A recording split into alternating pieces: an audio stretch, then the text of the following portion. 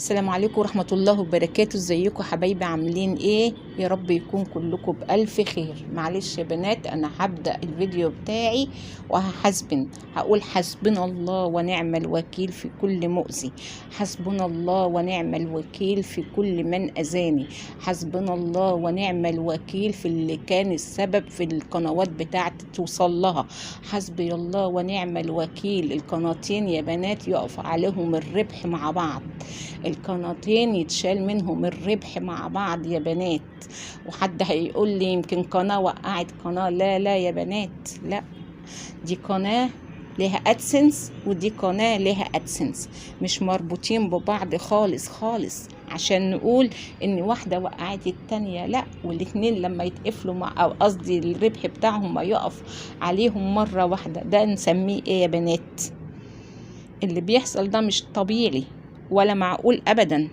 ليه طيب؟ ليه انا يعني ام رقية عملت لكم ايه؟ ام رقية عمرها ما غلطت في حد، عمرها ما عملت فيديو بتبهدل حد ولا بتشتم حد ولا بتهين حد ولا بتيجي على حد.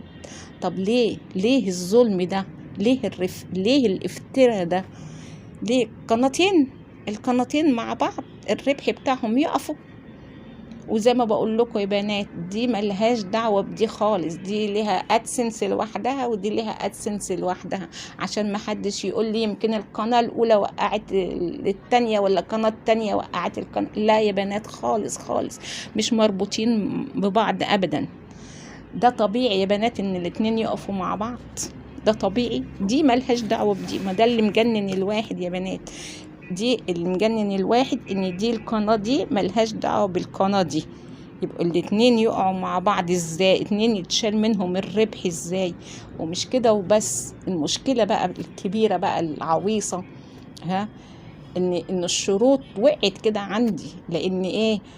اليوتيوب ملوش دعوه بالست سنين وانت حققت فيهم ساعات قد ايه، ملهوش دعوه. ان شاء الله كنت جايبه مليون ساعه، ملهوش دعوه. اليوتيوب دلوقتي بيبص على اخر سنه، مادام الربح اتشال بيبص على اخر سنه. وانا اخر سنه دي ما كنتش بعمل فيديوهات، قليله جدا. وغير كده انا بقالي شهرين ما نزلتش فيديو. هتقولي ما بتنزلش ليه يا امور؟ اي ظروف بقى ما بتخليني ما بنزلش فيديوهات. وبعدين اصلا الربح بتاعي قليل لان انا ما بعملش فيديوهات، فمحدش بيدخل. فانا ما بعملش فيديوهات كتير دلوقتي، كل شهر كل شهرين لما بعمل فيديو دقيقة ولا دقيقتين. ليه بقى؟ ليه الأذية؟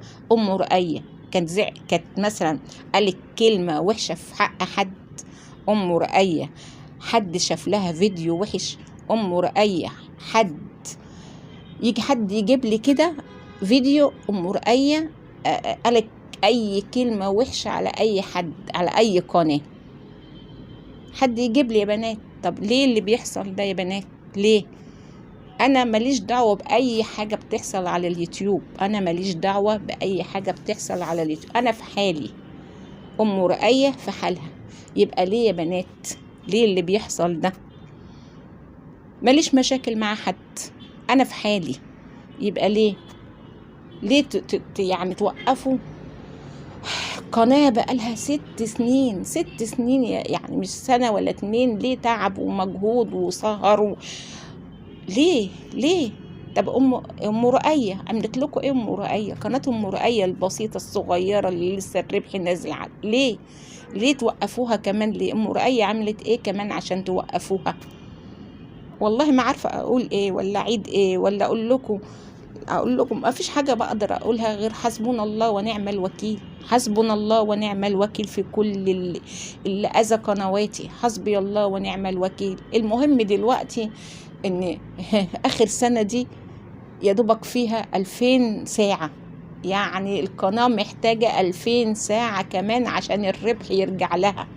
2000 ساعة في يلا نطبخ. أم رقية دي ما فيهاش ساعات أصلا، بردك لما الربح وقف ضيعوا الساعات اللي كانت موجودة اللي هي 4000 ساعة ضاعت خلاص. بردك بيبصوا على آخر سنة، وأنا زي ما بقول لكم أنا ما بعملش فيديوهات غير كل شهر كل شهرين، والربح بتاعها ما فيش ملاليم. انا مش بتكلم في موضوع الربح يا بنات، انا بتكلم ليه الاذية، ليه الاذية، ليه تأذيني؟ انتوا شفتوني انا اذيت حد قبل كده؟ انا عملت حاجة وحشة في حد عشان انتوا تأذوني؟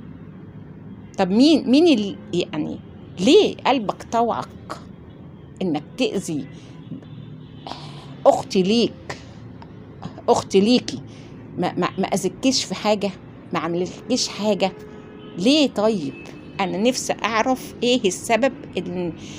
مش عارفة اقول لكم ايه، والله ما عارفة اقول ايه. الناس الظلمة اللي وقفوا الربح او كانوا السبب في وقف الربح على القناتين، انتم دلوقتي مبسوطين وانا بحاسبن عليكم ليل ونهار، وهفضل احاسبن عليكم ليل ونهار، وهفضل اقول حسبنا الله ونعم الوكيل فيكم، حسبنا الله ونعم الوكيل فيكم، وهفضل كده على طول احاسبن على اللي كان السبب في وقف القناتين.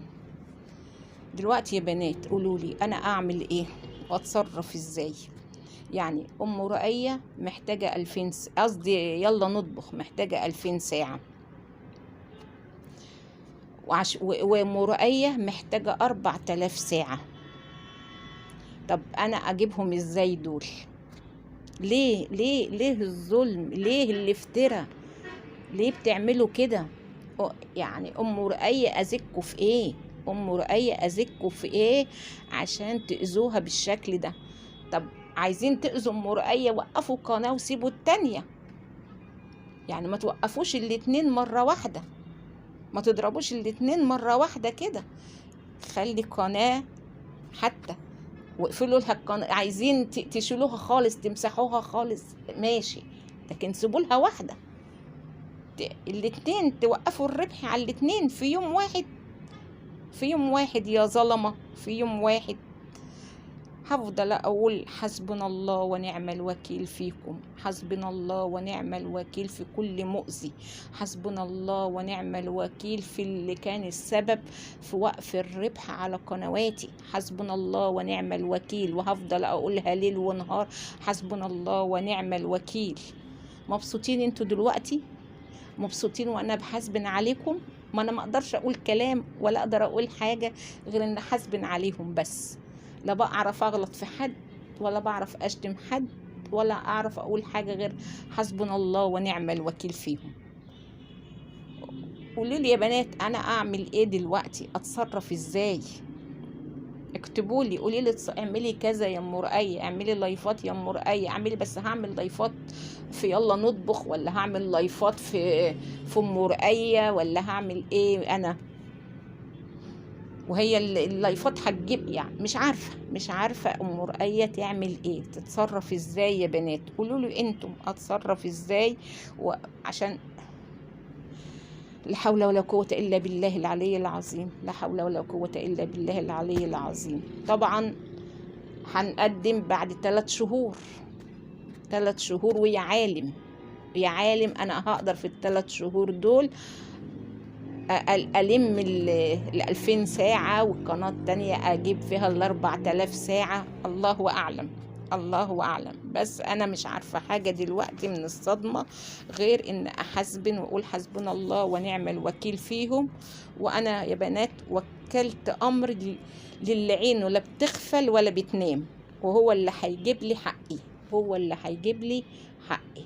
معلش يا بنات انتوا اول مش متعودين مني ان اعمل فيديو بالشكل ده، ولا حاسبن على حد ولا ادعي على حد، بس صراحة الظلم وحش، الظلم وحش يا بنات. يلا انا طولت الفيديو قوي، معلش يا بنات. يلا اقول ايه، كنت دايما بقول اللي بشتركش في القناة يشترك ويفعل الجرس عشان يوصل له كل جديد من عندنا. هقول ايه يا بنات؟ لا حول ولا قوة الا بالله العلي العظيم. مع الف سلامة حبايبي.